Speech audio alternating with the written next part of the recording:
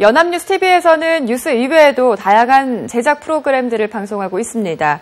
이번 시간은 대학생 평가원들의 시청 소감을 들어보는 캠퍼스 TV 리포트 시간입니다. 오늘은 특집 다큐 추상 표현주의의 거장 마크 로스코를 살펴본 장혜린, 문정현 학생의 의견 함께하겠습니다. 화면 함께 보시죠. 이번 주 캠퍼스 TV 리포트에서는 지난 21일 오후 7시 45분 방영된 나는 왜 마크 로스코에 빠졌나와 28일 토요일 오후 5시 45분 방영된 세상에 하나뿐인 예배당 로스코 채플에 대해 말씀드리겠습니다. 두 편의 다큐멘터리를 통해 추상표현주의의 거장 마크 로스코에 대해 소개하고 그의 작품 세계에 영향을 받은 다양한 분야의 사람들의 사례를 소개했는데요. 이에 더 나아가 미국의 로스코 채플이라는 특별한 예배당을 소개함으로써 시청자 입장에서 마크 로스코의 작품과 예술관을 전반적으로 살펴볼 수 있게 하였습니다. 특히 가장 먼저 주목한 부분은 일부에서 마크 로스코의 작품들이 7,280만 달러, 8,690만 달러의 높은 금전적인 가치들과 스티브 잡스 등 저명한 인물들이 그의 작품을 좋아했다는 설명으로 시작한 부분이었습니다.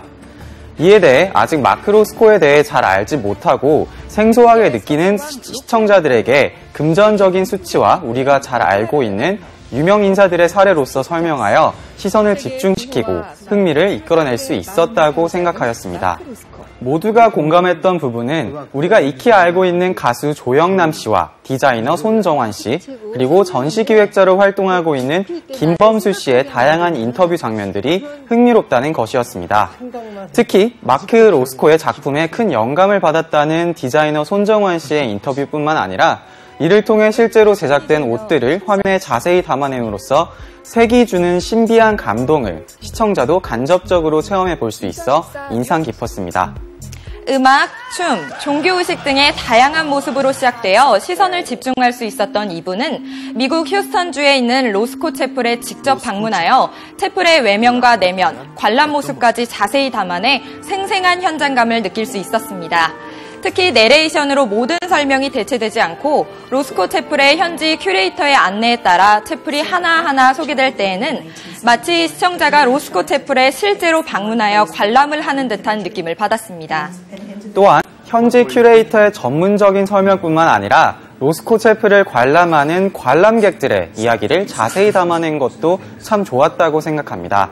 로스코 채플 안에서 치유와 영감을 받는 다양한 사람들의 모습을 묵묵히 지켜보고 관람객 중 한 명의 사적이고 진솔한 이야기를 이끌어냈는데요.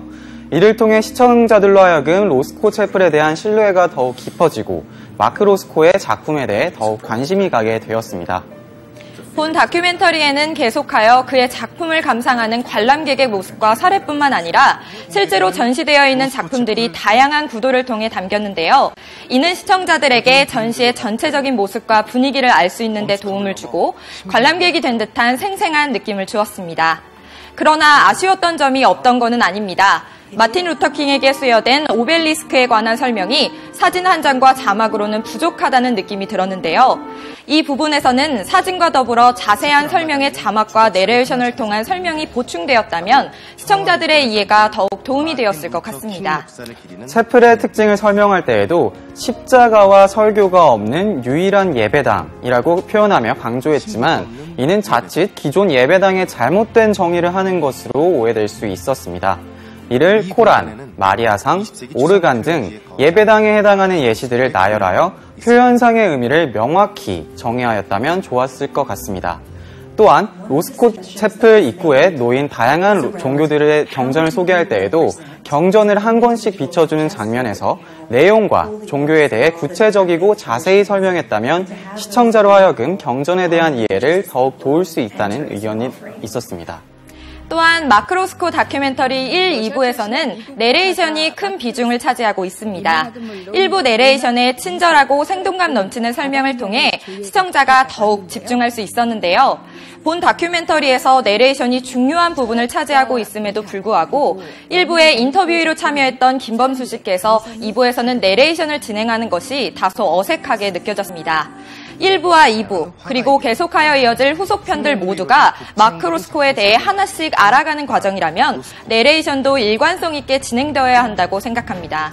끝으로 프로그램 전반을 살펴봤을 때 정해진 시간 내에 마크 로스코에 대해 폭넓게 다뤄야만 하는 한계 때문에 주제에 대한 자세한 설명은 부족했다는 아쉬움이 있었지만 생소할 수 있었던 마크 로스코와 그의 작품을 시청자적 측면에서 쉽게 담아냄으로써 흥미를 가질 수 있게 해주었다는 점을 이야기하고 싶습니다. 마크 로스코 다큐멘터리는 바쁜 생활에 지친 현대인들이 영상으로나마 치유와 위안을 받을 수 있는 좋은 기회였다고 생각하였는데요. 시청으로만 그치는 것이 아니라 마크 로스코의 작품을 직접 보고 느끼고 싶다는 생각을 하였습니다. 앞으로 이어질 3화에서는 어떤 이야기가 이어질지 정말 궁금합니다. 3화에서는 마크 로스코의 자취를 찾아가 작품의 감상에 대한 인터뷰뿐만 아니라 작품에 드러난 그의 생애와 가치관에 대해 더욱 깊이 있게 다뤄지길 기대해봅니다. 이상으로 캠퍼스 TV 리포트였습니다.